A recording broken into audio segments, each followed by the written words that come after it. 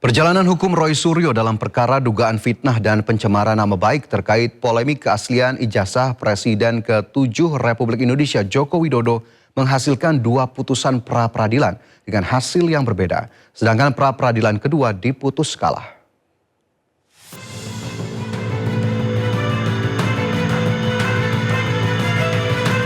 Perjalanan hukum Roy Suryo dalam perkara dugaan fitnah dan pencemaran nama baik terkait polemik keaslian ijazah Presiden RI ke-7 Joko Widodo menghasilkan dua putusan pra-peradilan dengan hasil yang berbeda. Dalam permohonan pertama pada putusan yang dibacakan 7 Juli 2026, Roy Suryo memperoleh kemenangan. Hakim menyatakan penggeledahan, penangkapan, dan penahanan Roy Suryo tidak sah. Dalam amar putusan lainnya, hakim juga membebankan biaya perkara kepada termohon dengan jumlah nihil. Tentu saja, sama seperti tadi yang Bang Refli sampaikan, kita yang pertama patut bersyukur kepada Tuhan Yang Maha Kuasa, Allah Subhanahu Wa Taala, yang telah dengan secercah harapannya memberikan kita semangat, memberikan kita asa, memberikan kita niat untuk memperbaiki hukum negeri. Ini hukum bukan untuk saya, bukan untuk Roy Suryo dan tim kuasa hukum Tokham yang hari ini mendampingi saya, tetapi adalah untuk kita semuanya. Namun dalam pra-peradilan kedua yang digelar 20 Juli 2026, Roy Suryo harus menerima kekalahan. Hakim Tunggal Sidang Pra-peradilan Roy Suryo I Ketut Darpawan memutuskan menolak seluruh permohonan pra-peradilan kedua Roy Suryo. Hakim menilai Roy Suryo sengaja memecah satu persatu dan menyalahgunakan pra-peradilan dengan tujuan menunda pokok perkara. Dengan demikian, penetapan status tersangka Roy Suryo sah. Kita hormati putusan ini dan tentu kalau ditanyakan pada Mas Roy, apakah Mas Roy siap untuk pokok perkara? At any time kita siap. Ya, ini adalah the lawyer's way untuk mencari jalan agar kemudian Mas Roy ringan, ya, kemudian ringan langkahnya ketika harus berhadapan dengan pokok perkara. Selain itu, Roy Suryo juga sudah mendaftarkan gugatan pra-peradilan ketiganya yang meminta ganti rugi dan rehabilitasi ke Polda Metro Jaya atas penangkapan, penahanan, serta penggeledahan yang dinyatakan tidak sah dalam penanganan kasus dugaan fitnah ijazah Jokowi. Dari Jakarta, Tim Liputan iNews melaporkan. Kubu Roy Suryo membantah tudingan yang menyebut pihaknya sengaja mengajukan pra-peradilan berjilid-jilid untuk menunda sidang pokok perkara kasus tudingan ijazah Presiden ke-7 Joko Widodo. Kini Roy Suryo tengah mengajukan pra-peradilan jilid 3 atas ganti rugi imbas penahanan Polda Metro Jaya.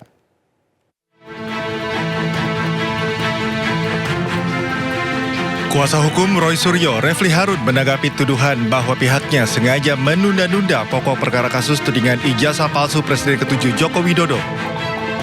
Refli menepis tudingan seusai sidang pra-peradilan ketiga kliennya di Pengadilan Negeri Jakarta Selatan.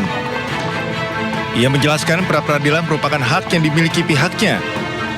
Menurutnya ada kebolehan mengajukan pra-peradilan kembali selama poin permohonan berbeda dan tidak mengulangi poin yang sama. Kami tidak ingin menyerang siapapun, tapi kalau kami dikatakan menunda-nunda, ya kalau dalam fakta hari ini yang menunda itu bukan kita. Nah itu. Penundaan terjadi 1 pekan kemudian karena ketidakhadiran turut termohon dalam hal ini Kejaksaan Negeri yang juga akan menjadi penuntut kalau misalnya masuk perkara pokok. Tapi selama item permohonannya itu berbeda, itu adalah hak.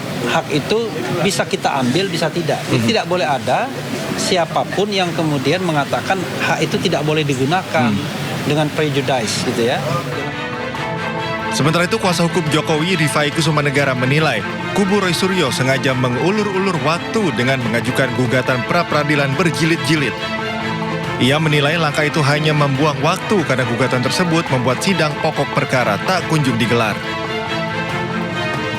Pertimbangan hakim ini cukup keras ya, kalau buat saya ini cukup keras sampai menyimpulkan bahwa ditujukan untuk mengulur-ngulur pemeriksaan pokok perkara dan merupakan upaya yang tidak menghormati atau menyalahgunakan lembaga pra-peradilan. Buat saya ini pertimbangan yang cukup keras dari Hakim PN Jakarta Selatan yang seharusnya menjadi perhatian bagi para pihak, termasuk dalam mengajukan upaya pra ketiga. Sidang pra-peradilan jilid 3 yang diajukan kubu Roy Suryo atas ganti kerugian imbas penahanan Polda Metro Jaya ditunda hingga pekan depan karena pihak kejaksaan tak menghadiri persidangan. Dari Jakarta, tim liputan iNews melaporkan. Pengadilan Negeri Jakarta Pusat kembali menggelar sidang gugatan terkait keabsahan legalisir ijazah Joko Widodo dengan agenda mediasi ketiga. Sejumlah rektor UGM yang menjadi tergugat memilih tidak hadir. Sidang gugatan terkait keabsahan legalisir ijazah Joko Widodo memasuki agenda mediasi ketiga. Dalam kesempatan ini, Rektor UGM Ova Amelia, Prof. Naim, dan Prof. Budiadi selaku tergugat 7 hingga 9 tidak hadir. Sikap mereka yang memilih absen baik secara offline maupun online dinilai tidak mempunyai itikat baik untuk menyelesaikan persoalan. Dalam mediasi tersebut, penggugat ingin memastikan apakah tergugat benar-benar pihak yang menandatangani legalisir ijazah Jokowi untuk pencalonan wali kota Solo hingga Presiden Republik Indonesia. Pimpinan fakultas yang melegalisir ijazah. Nah, legalisirnya ada 2 lagi, yaitu Prof. Naim yang melegalisir ijazah tahun 2005, 2010, 2012, 2014, dan Profesor Budiadi yang melegalisir ijazah tahun 2019. Nah, ini saya bisa lagi. Saya lebih concern dengan Pak Prof. Naim karena beliau 4 tanda tangan dipakai dan beliau juga orang tua yang harus kita hargai, hormati. Kita ke informasi lain, pemirsa. Unjuk rasa hari ketiga menuntut mantan Jampitsus Febri Adriansyah ditangkap yang digelar di depan gedung Kejaksaan Agung diwarnai kericuhan. Tak hanya menuntut Febri ditangkap, massa juga meminta agar penanganan kasus dilimpahkan ke KPK.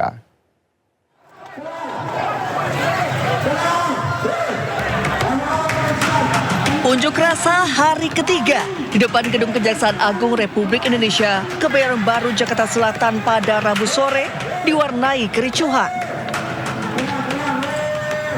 Kericuhan bermula saat petugas kepolisian berupaya menghalangi massa aksi dari jaringan intelektual hukum nasional melakukan pembakaran ban dan poster.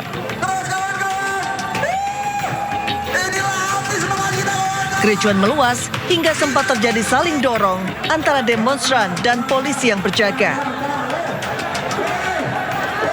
Kericuhan akhirnya mereda setelah pihak kepolisian dan perwakilan demonstran berhasil meredam emosi massa. Dalam aksi unjuk rasa yang diawali long march dan penutupan ruas jalan ini, massa menuntut agar Kejaksaan Agung menangkap mantan Jampitsus Febri Adriansyah yang kini tidak diketahui keberadaannya. Agar tidak ada keberpihakan, massa juga menuntut agar penanganan kasus dilimpahkan dari Kejagung ke KPK. Serta penanganan kasus dilakukan secara transparan dan profesional.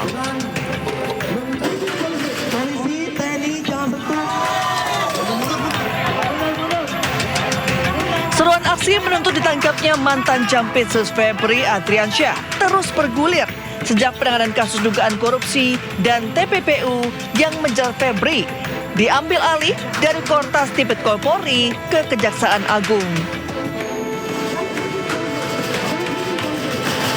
Sebelumnya 2 hari beruntun, Gedung Kejaksaan Agung digeruduk aliansi mahasiswa.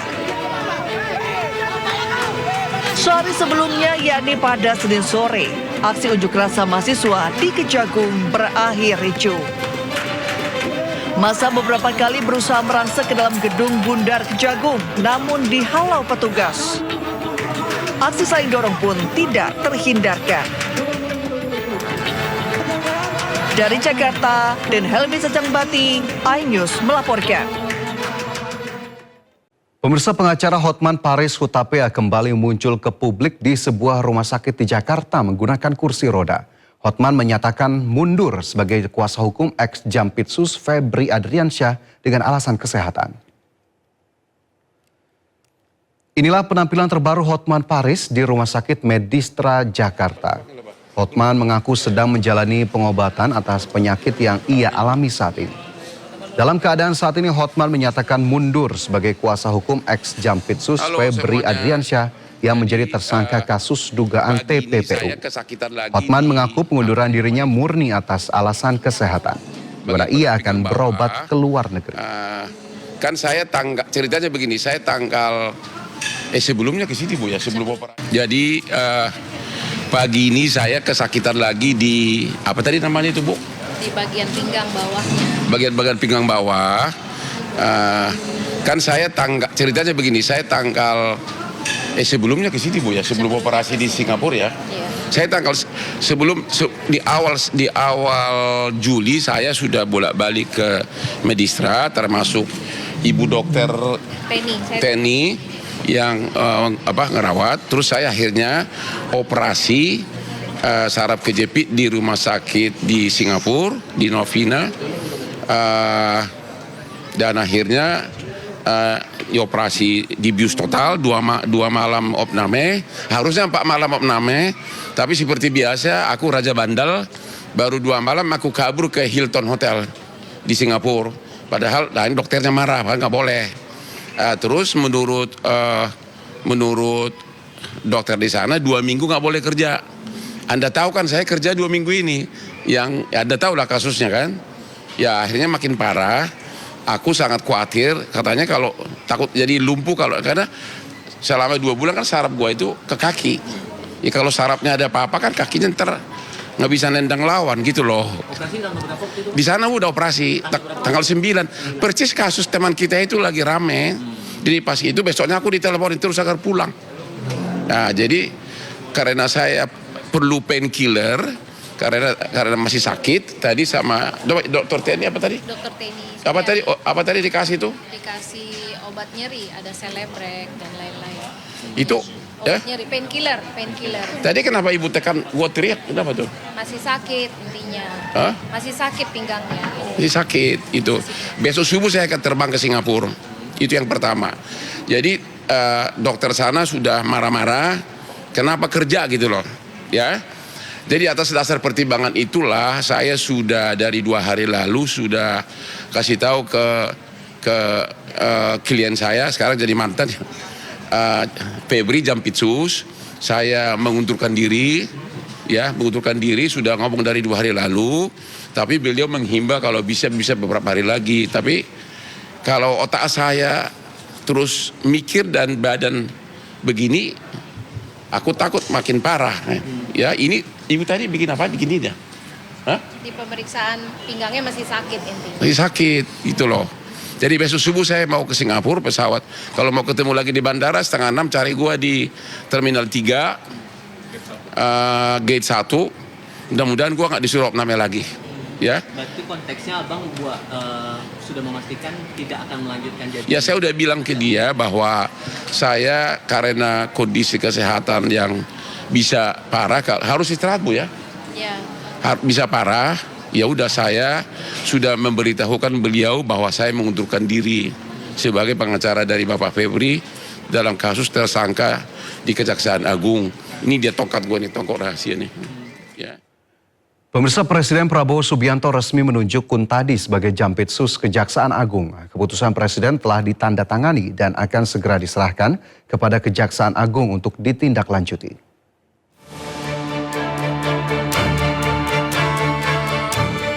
Presiden Prabowo Subianto resmi menunjuk Kuntadi sebagai Jaksa Agung Muda Bidang Tindak Pidana Khusus atau Jampitsus Kejaksaan Agung, menggantikan Febri Adriansyah yang tersandung kasus korupsi.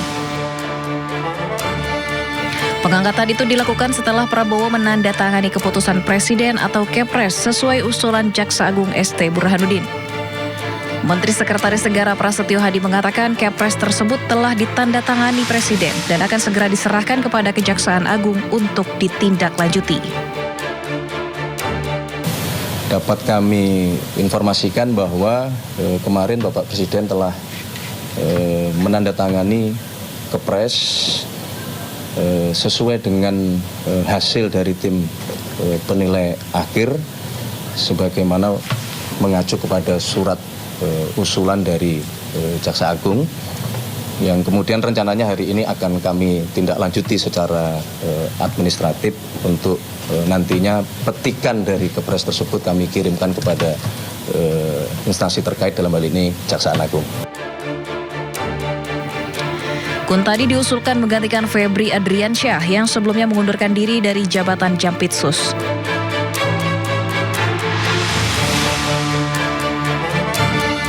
Kuntadi merupakan jaksa senior di Korps Adiaksa yang menjabat sebagai Kepala Badan Pemulihan Aset Kejaksaan Agung.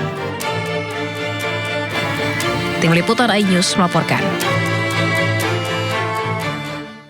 Ex-Wamentan Sudaryono dilantik sebagai Kepala Badan Gizi Nasional menggantikan Nani S. Deang yang mengundurkan diri karena alasan kesehatan. Sudaryono dilantik langsung oleh Presiden Prabowo di Istana. Kepala BGN yang baru, Sudaryono, mengaku dihubungi langsung melalui telepon oleh Mensesnek Prasetyo Hadi dan Sekretaris Kabinet Teddy Indra Wijaya terkait tugas barunya menggantikan Nani S. Deang. Sudaryono mengaku akan menjalankan tugasnya secara transparan dan tidak boleh ada pengelolaan MBG secara sembunyi-sembunyi. Setiap anggaran yang dikeluarkan untuk program MBG harus sesuai dengan tujuan program. Sudaryono meminta masyarakat melaporkan jika ada yang mencatut namanya untuk kepentingan tertentu. Bahwa saya memiliki keluarga, saya memiliki sahabat, saya memiliki teman, rekan, siapapun itu termasuk alumni dan seterusnya. Dan saya ingin menyampaikan bahwa sebagai kepala ini, kalau nantinya ada orang misalnya menawarkan jasa, barangkali dengan imbalan, ngaku-ngaku orang saya, keluarga saya, sahabat saya, teman saya, alumni bersama saya, dan lain-lain, yang dirasa tidak sesuai, saya pastikan itu tidak benar. Dan saya minta kepada yang bersangkutan misalnya, itu kemudian dilaporkan kepada pihak yang berwajib. Nggak ada. Saya tidak punya SPPG, saya tidak punya dapur, saya tidak ada keluarga saya yang punya dapur dan punya SPPG. Presiden Prabowo Subianto menunjuk Wakil Menteri Pertanian Sudaryono menjadi Kepala Badan Gizi Nasional. Sudaryono ditunjuk menggantikan Nani Sudaryanti Deang yang mengundurkan diri karena alasan kesehatan.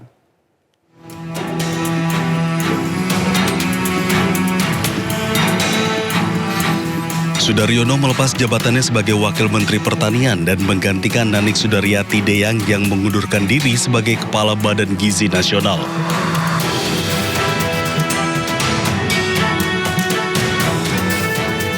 Sudaryono lahir di Grobogan, Jawa Tengah pada 23 Januari 1985. Sebelumnya ia mengawali karirnya pada tahun 2014 sebagai Corporate Secretary Nusantara Energy. Pada tahun 2019 ia juga menjabat CEO PT Nusantara Telematics System. Di tahun 2020 ia dipercaya menjadi Chairman PT Sahabat Sejati Sejahtera Pharma. Di tahun yang sama ia juga menjadi Wakil Sekretaris Jenderal Partai Gerindra. Selanjutnya tahun 2025 karir Sudaryono sebagai Komisaris PT Pupuk Indonesia. Selain menjadi Wakil Menteri, Sudaryono juga aktif di sejumlah organisasi. Ia merupakan Ketua Umum Himpunan Kerukunan Tani HKTI, Ketua Umum Tani Merdeka Indonesia TMI, Ketua Umum Asosiasi Pedagang Pasar Seluruh Indonesia APPSI, Ketua Dewan Pembina DPP Pedagang Pejuang Indonesia Raya PAPERA. Diketahui Sudaryono ditunjuk sebagai Kepala Badan Gizi Nasional karena pengalamannya, di mana pengalaman Sudaryono sebagai Wamentan berkaitan dengan gizi. Pemirsa, mengapa Wali Kota New York menolak kehadiran Perdana Menteri Israel ke kota tersebut? Simak dialognya usai jeda berikut ini, tetaplah di Indosiar.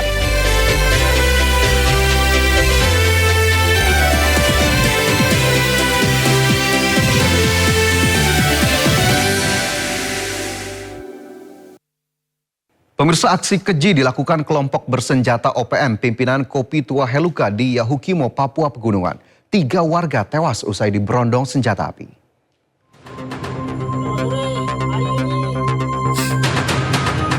Peristiwa keji terjadi di sekitar Jalan Trans Papua, Distrik Serdala, Kabupaten Yahukimo, Papua Pegunungan. Sekelompok pria bersenjata api, panah dan parang menyandera Kumis Kayoga bersama istrinya, serta seorang wanita dari suku Unaukam. Tak lama, satu persatu warga sipil ini dieksekusi dengan cara ditembak secara membabi buta.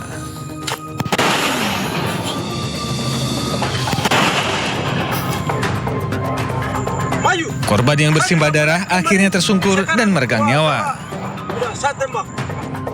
Kepala Penerangan Korps TNI HBMA, Letkol Infanteri M. Wiraya Arta Adiguna, menyampaikan duka cita yang mendalam kepada keluarga korban. Pasukan TNI kemudian melakukan operasi pengejaran ke kawasan hutan untuk memburu para pelaku teror terhadap warga sipil. Warga diharapkan memberikan informasi kepada TNI Polri jika mengetahui keberadaan anggota OPM pimpinan Kopi Tua Lehuka. Sidang lanjutan perkara dugaan tuduhan ijazah palsu Presiden Republik Indonesia ke-7 Joko Widodo dengan terdakwa Dr. Tifah kembali digelar di Pengadilan Negeri Jakarta Timur. Sidang hari ini beragendakan pembacaan putusan sela dari Majelis Hakim. Terdakwa Tifauzia Tiasuma atau Dr. Tifah dan tim kuasa hukum menyatakan siap menerima apapun putusan Majelis Hakim. Hal tersebut sebagai bentuk penghormatan terhadap proses hukum dan lembaga peradilan. Pada sidang sebelumnya, Dr. Tifah dan tim penasihat hukum telah menyampaikan nota pembelaan atau eksepsi terhadap surat dakwaan jaksa penuntut umum.